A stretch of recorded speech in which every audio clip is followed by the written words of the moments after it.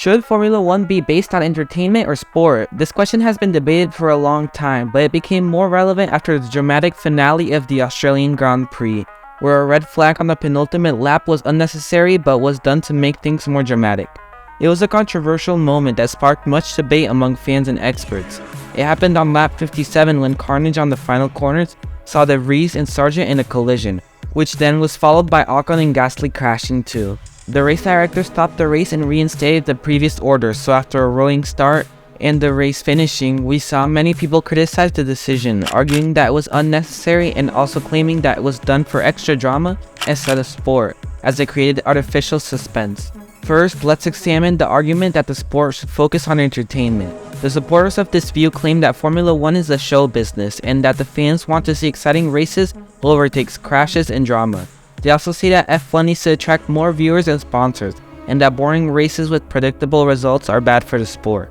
Another thing to point out is that Formula One has always been influenced by external factors, such as politics, regulations, safety, and weather, and that there is no such thing as pure racing.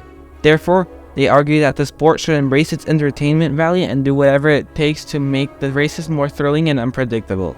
Some examples of how it has benefited the sport is the 2012 season, which saw 7 different winners in the first 7 races, in a close championship battle between Sebastian Vettel and Fernando Alonso. This season was widely praised by fans and media as one of the most exciting and competitive in F1 history.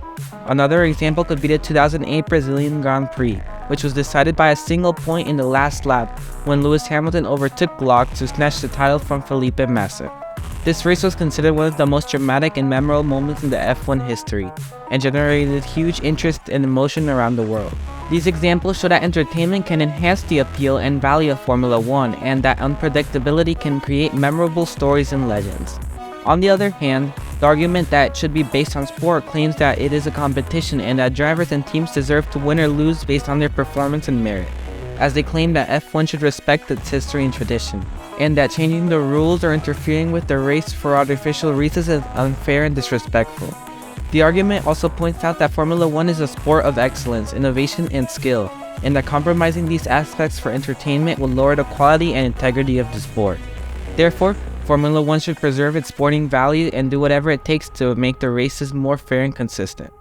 A good argument about how making the sport more dramatic has backfired is at the 2021 Abu Dhabi Grand Prix, which was supposed to be a thrilling finale to one of the most competitive and exciting seasons in Formula One history, as it became a disaster really quickly.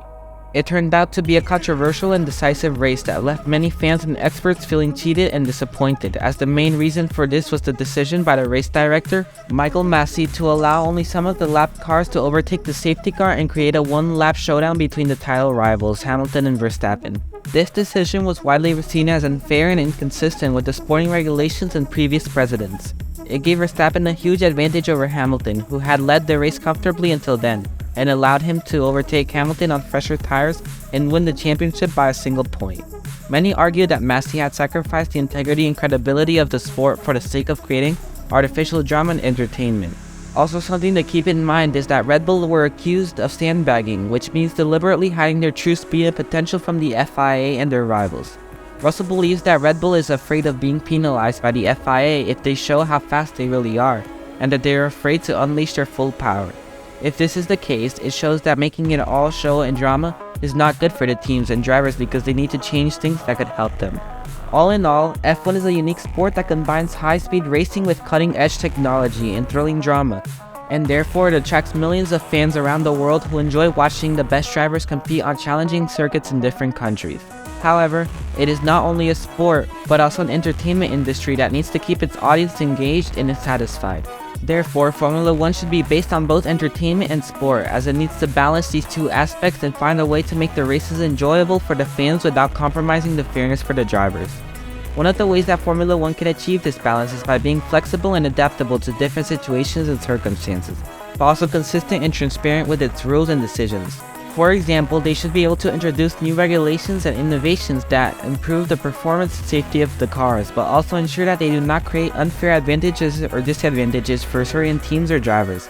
If Formula One is open to change and innovation, while also being respectful of its heritage and tradition, it should be a show business and a competition at the same time. By balancing entertainment and sport, Formula One can continue to be one of the most exciting and popular sports in the world. What do you think?